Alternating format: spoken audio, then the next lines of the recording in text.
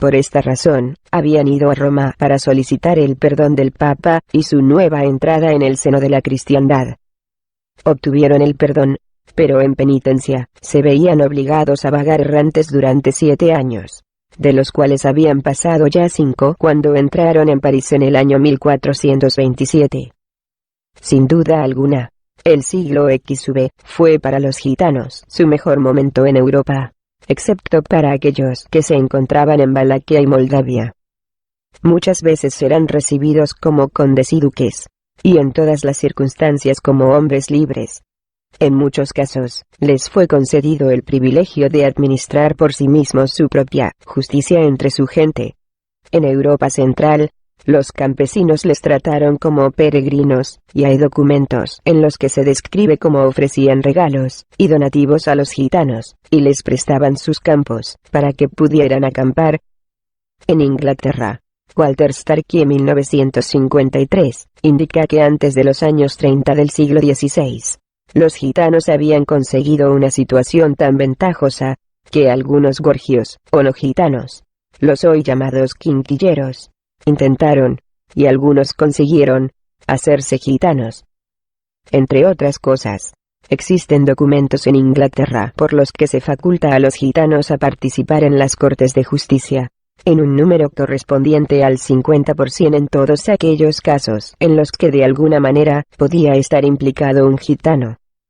En ese mismo país, y siempre según el mismo autor, hay evidencia documental de que llegaron a conseguir el privilegio de poseer y utilizar perros de caza, y de cobrar todas las piezas que desearan. Estos privilegios se concedían exclusivamente a la familia real y a la alta nobleza. El camino del privilegio a la horca.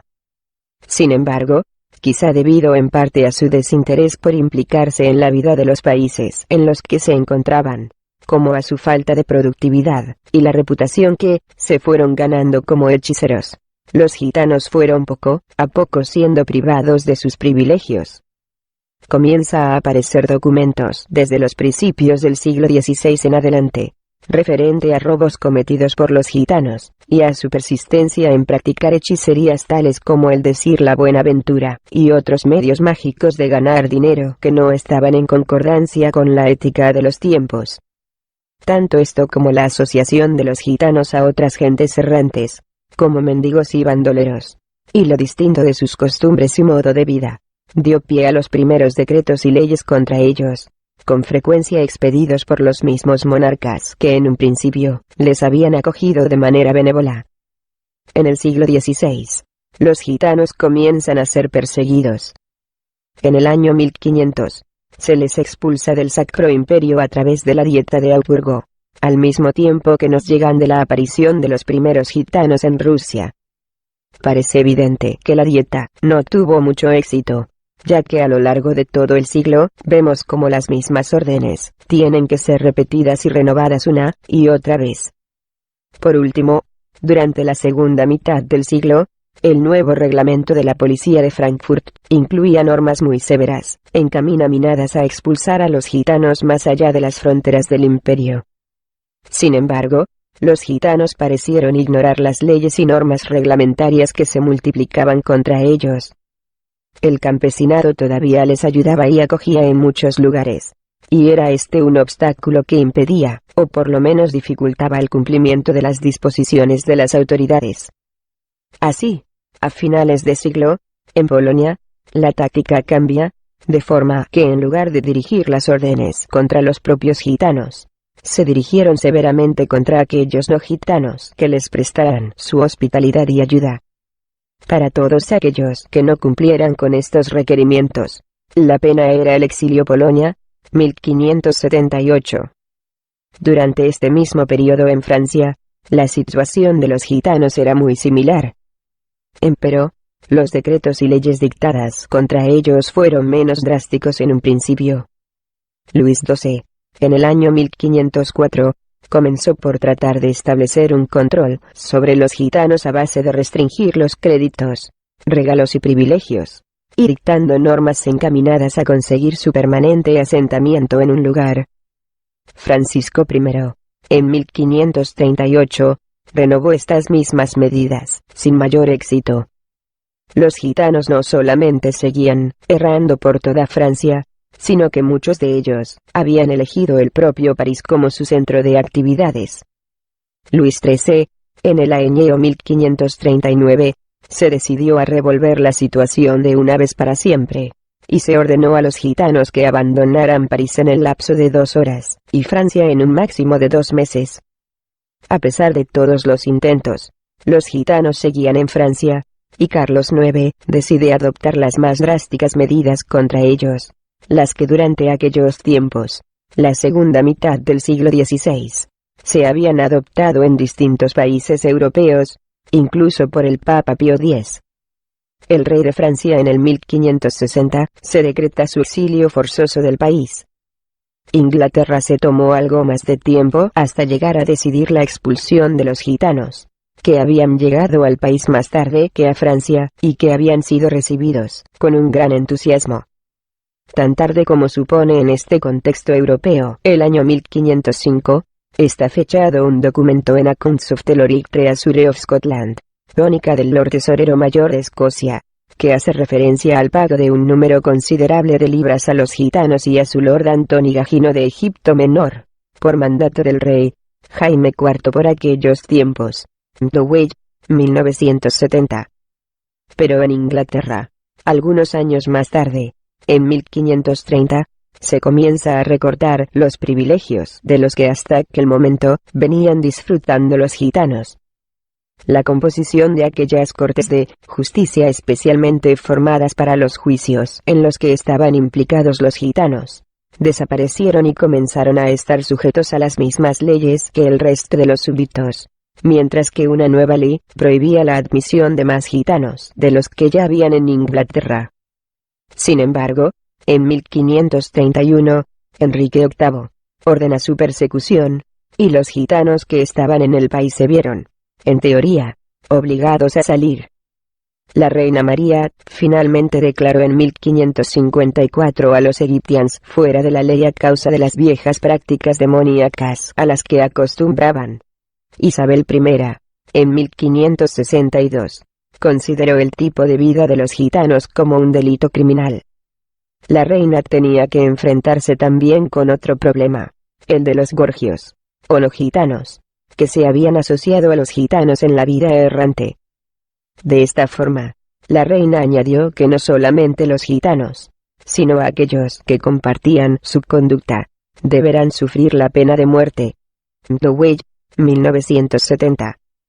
Sin embargo, las leyes que ordenaban la persecución fracasaron, y la misma reina Isabel, como sus sucesores, tuvieron que renovar las mismas órdenes ininterrumpidamente. El siglo XVII, y durante el primer tercio del siglo XVII, no mejoró la situación de los gitanos. Esto no solamente fue cierto para los gitanos que habitaban en Inglaterra, sino para todos los gitanos europeos. Alemania permitió el asentamiento de algunos gitanos, y a finales de siglo los encontramos sirviendo como soldados. De Folletier, 1957.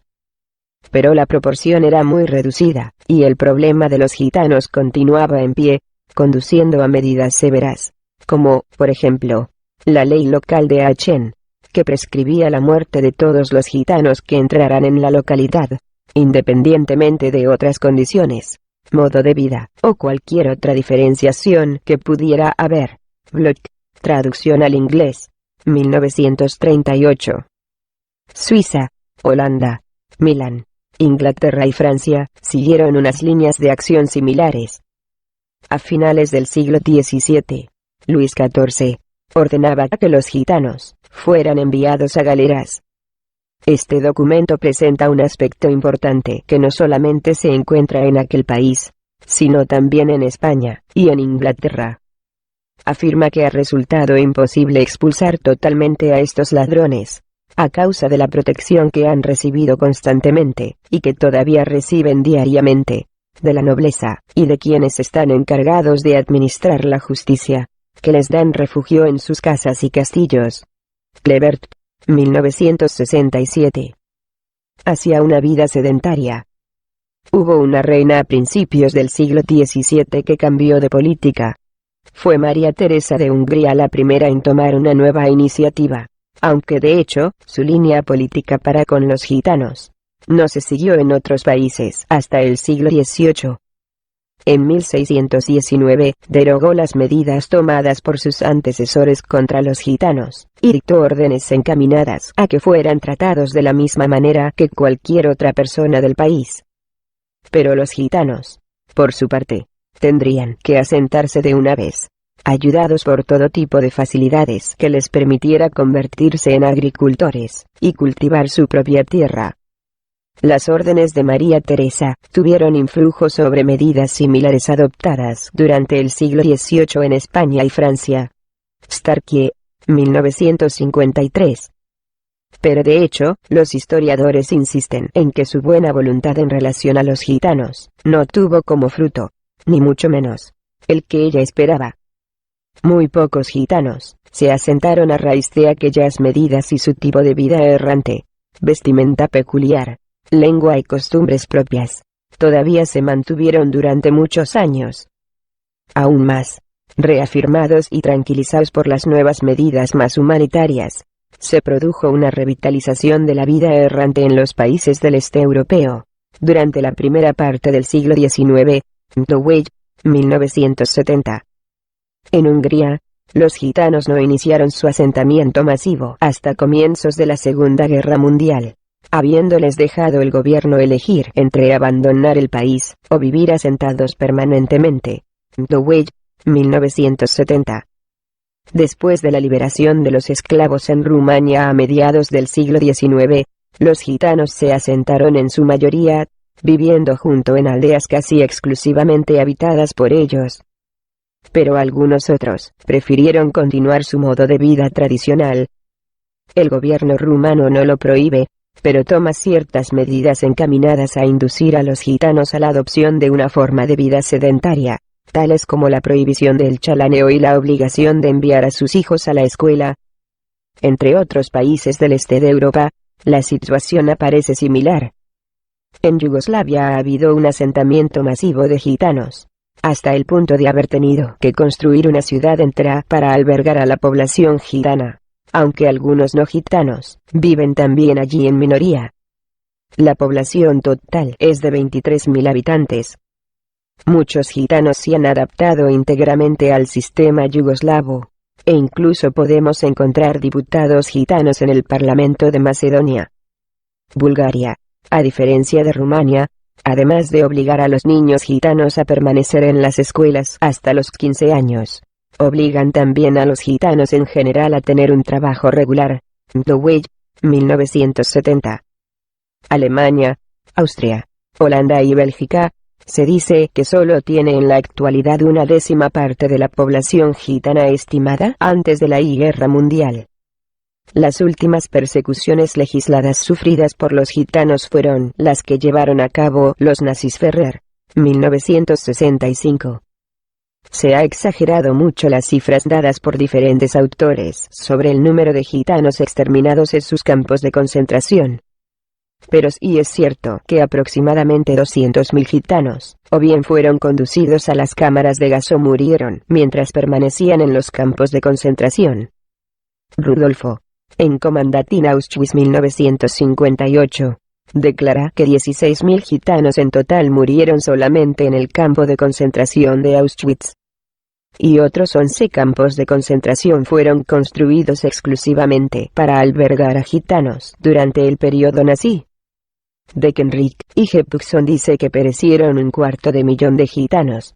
1970. En Francia, los gitanos comenzaron a asentarse a finales del siglo XVIII.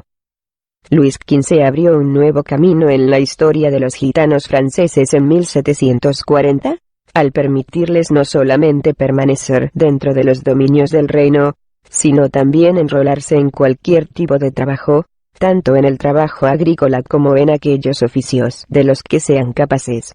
Klebert, 1967. Sin embargo, hasta comienzos de este siglo, no se produjo la sedentarización de grandes números de gitanos en Francia. Hay todavía muchos gitanos franceses que se mueven de un lado a otro